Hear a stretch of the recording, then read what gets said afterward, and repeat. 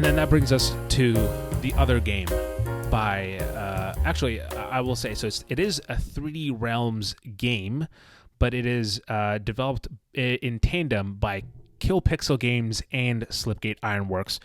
So while Slipgate is involved with this one as well, they're not kind of the sole kind of developer on it. But that game that I'm talking about is Wrath, Aeon of Ruin. Now, this game is out today on consoles, but for the last week, they sent us a review code, and so for the last week, I've been playing the game. And so I actually played, like I said, I played 2 hours of Phantom Fury, and then we got the code for this one, and so I was like, oh, I'll switch on to this, and it was kind of a cool kind of thing to see that, oh yeah, it's the same, shares a developer and publisher, etc. But I feel so strongly differently about this game, and so essentially the okay, I'll read you kind of the general description here, just because I don't want to maybe sell it the wrong way. So you are an outlander, once adrift upon the ageless sea, which is how literally the game starts. You now find yourself on the shores of a dying world. From the consuming darkness emerges a figure cloaked in white, the shepherd of wayward souls, who burdens you with the task of hunting down the remaining guardians of the old world. You must journey into the vast gloom to explore ancient ruins, discover forgotten secrets, and battle the horrors that lurk within. That's the gist. Now, here's the thing. As Nick had said, or as Nick had said that I had said, story is probably not a big thing in this game. Like, you should understand, like, that, like, what I just described to you is, like, the most kind of, like it is as story as it's gotten so far. And now, keep in mind, I'm probably 5 to 6 hours into this game, and so I've put quite a hefty time on it, and I've been playing on PlayStation as well, just for anyone who's wants to know what I've been playing on. But so first of all, the story, bare bones, and much like the cloaked figure that they're talking about, and then also there's no real dialogue. Like the cloaked figure, he kind of talks like, he's like, and then they'll have like dialogue of like what he's saying or whatever. So like you kind of have to understand that level of, like, that's kind of what's happening. You have to understand that, that's the kind of game it is, right? One thing that I find a little bit interesting about it is that you essentially go out into, like, there's this kind of opening tutorial mission area, and then you go out into this open map, and then the map has these portals that take you to different to actually like different levels, like that, like those are the levels of the game that you have to play to beat the game. And the interesting concept is that you can play those in any order you want, because you're open onto the map, and you can just be like, oh, I want to go here, and you just hop in and start shooting. Each of those levels probably takes about an hour or so to beat. And you also have essentially, I'm trying to explain the basics of the game first before I give all my opinions about it. So you also have an arsenal of weapons. You hold down R1 on R1 on PlayStation, and it lets you cycle through your weapons, and you hold down L1 to cycle through your items. And the weapons are pretty straightforward, but like there's some kind of interesting ones. Like there's this kind of an LMG, but you're shooting fangs from it. But other than that, like I haven't seen any kind of crazy, cool, interesting weapons that are like, whoa, this is really, fucking cool or awesome.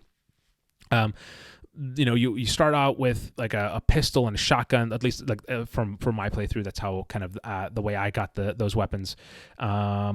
But the coolest one that I've discovered so far is actually the very first weapon that you get. It's called the Blade of Ruination.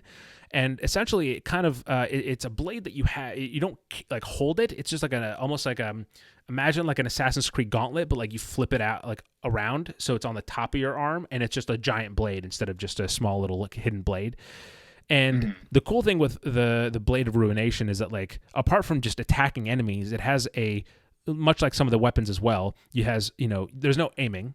I should specify. It's a boomer shooter. You don't aim in this. Aim down sights, I should say. So you just kind of hold down or right trigger to fire or attack, and then left trigger is like an alt essentially. And the alt for the Blades of Ruination is like essentially like a lunge where you can kind of do like like a dash forward or whatever. So you can use it to not just obviously kill enemies, but you can go across like certain spaces if you kind of time the jumps right and everything. But with that, I do like gameplay mechanics that tie into platforming with my shooters. yes, but with that said, you've now understood the basics, right, of what this game is. Now let me tell you about why I'm not a huge fan of it, because there's quite a bit. So first of all, I don't like to just be all negative. So I'll kind of flick back and forth. So starting with a positive, the combat items that I was talking about are actually pretty interesting, and they're actually kind of clutch when you need it. So there's these items that you pick up throughout the game that you are a byproduct of exploration. Like very few of them are kind of just handed to you like, oh, you're walking down the path and it's just in the middle of the path. Like it's stuff you have to dive into water to find or go through these kind of hidden crevices or whatever in order to find these items. And these items essentially, like one of them, you pop it and it gives you like you drink it essentially, and it gives you the ability to steal some of your enemy's life as you kill them. So like however much damage you're doing to them, you gain that life back, which is nice, especially when your health is really low. There's another one where you throw it on the ground or wherever you're aiming, you throw it, and it releases this purple gas, and any enemy that walks into that purple gas then starts attacking the other enemies, so they kind of just turn on each other. So stuff like that is a nice kind of mix to add a little bit of chaos or strategy to the game, depending on what kind of player you are. But this game is fucking relentless. I talked about these levels being like an hour long, and it is just like room after room after room of just enemies spawning and just going for your asshole. Like it is so often that you're just surrounded by enemies and you're just trying to like, for the love of God, trying to like manage, like, keep all of them in front of you and fires, or before, something, smacks you in the back and kills you. Speaking of smacking you in the back and killing you, how do you die? Well, obviously the health goes to 0. And you can pick up health by essentially they're vials on the ground. They're just laying on the ground. That are like, small vials that are like 10 health, or big vials that are like, I think like 50 health or something like that. And there's also armor parts that you can pick up. It's a boomer shooter, guys. You've played it before. You've played one. You've kind of understand the mechanics of most of them. The one thing that this game does differently is something called a soul tether. Now, I haven't played, like my boomer shooter experience is pretty much in the last like 3 years, and I haven't played a game that has this mechanic in it. Nick, you probably have a little bit more experience than me, but listeners, I'm sure there's some boomer shooter experts out there, so feel free to kind of give me your input. If there's another game that has it. But a soul tether is essentially a manual save spot. So you pick up soul tethers as you're playing, right? And they look like skulls essentially. So you as you're exploring, again, you kind of, these are much more on the beaten path. You don't have to explore as much for these, but you pick up these soul tethers and then they go into your inventory. And then whenever you want, you press up on the D-pad and it puts down the soul tether, and that is a checkpoint. That is a save point that you have that you can go back to. And you go back to it not just by dying, but if you click the down on the D-pad, it immediately lets you either fast travel to the last soul tether you did, or fast travel to a shrine where you last got healed, or I think like restart the level if you're like a masochist or something. But the soul tethers are fucking brutal. I mean, what an absolutely crazy mechanic for a game that does not fucking stop. Also, I'm playing this game on medium difficulty because I was like, easy's too easy. You can't play on I gotta have at least a little challenge. Lo and behold, you can't change the difficulty, at least as far as I understand. I'm stuck with medium. And I'm so thankful. I am so thankful that in the settings there's an option to have infinite soul tethers, so you don't have to only pick them up, because otherwise only the ones you pick up can be used. So if you pick 2 up, you have 2 save points, and once you use them, you have to wait till you find another one, or you're just shit out of luck. Oh, they like break after you use them? Yeah, like yeah. after you respawn? Yes. Ooh. So like it's it's a fucking it is just a test of the will to get through some of the parts of this game. Because I was gonna say, like, that's an interesting idea if it's like, save points. Like you can put down your own save point or whatever, and like, have it as like a checkpoint, so like you kind of have some agency on where you put that in a level. But yeah, Yes. if you're saying that these are like hour-long levels and there's not many of them, that sounds pretty brutal. Yeah, yeah, and you can there are like a few shrines, and the shrines essentially they're not like Dark Souls shrines, as I'm sure maybe some people might kind of go to. It's just for healing, and then you can also spawn back there if you don't have if that's convenient for you. But yeah, they're just for healing. It's not like you do it and then enemies respawn in the area or anything like that. Just to clarify for anyone who might be thinking that, but yeah, so it is. I shamelessly it turned on infinite soul tethers, and so I definitely save scum certain parts of this game to where like I'd clear out like a small section, go back to safety, soul tether, go back in, kill a few more, and it can be like really brutal when you have like when you're working with 16 health, right? You're coming back from your soul tether with 16 health and 0 ammo on like across all your weapons, and all you have is a fucking blade of ruination. You're like, oh, what the fuck do I do now?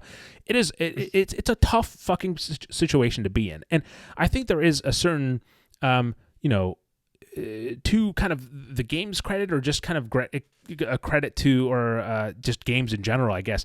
Some people like those kind of hard games, and that challenge is appealing to them.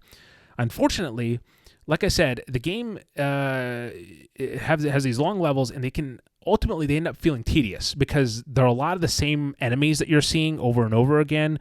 It's not that much kind of like visually interesting, if you will. Like in like these enemies. Some of the enemies are, by the way, very inspired, I'll say, by things that you've probably seen in other boomer shooters, or probably the shooters that they're inspired by. The OG games that boomer shooters are kind of trying to emulate.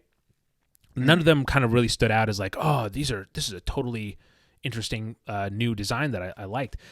And so what ended up happening was like essentially like the cyclical cycle of me being like, I don't care for these enemies, and then they just keep fucking spawning, and then I die, and then I'm respawning, and I'm like, I gotta go kill more of these things until I eventually clear out the area, and there are so many random like flying enemies.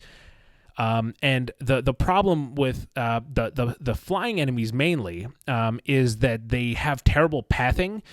Usually when you're I'm trying not, like, I'm not a game dev, so I'm not going to like get technical with it, but essentially when you have an enemy, the enemy AI essentially is like, okay, it's just going to stand there stagnantly, or spawn in when the player goes through a trigger spot. And then when the player is in their zone, like in view, they start attacking.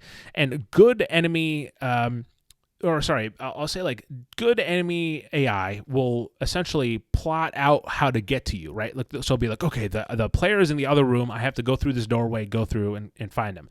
Really smart AI is like, oh, I know the player is in the other room. I can take cover and then shoot at him from the cover or flank him. That's advanced AI. That's what this game, flying enemies will just get stuck in doorways because they're trying to beeline it to you. Like, wherever you are, they don't try to path through the doorway. They're just like, I have to fly through this wall to get him. What's frustrating about this is obviously the fact that, like, the enemies are getting stuck. That's an obvious problem. But also, to kill some of them, you have to like kind of like bait them out. Like, you have to like go to the corner, and then like before they can attack you, like run back and then start shooting at them.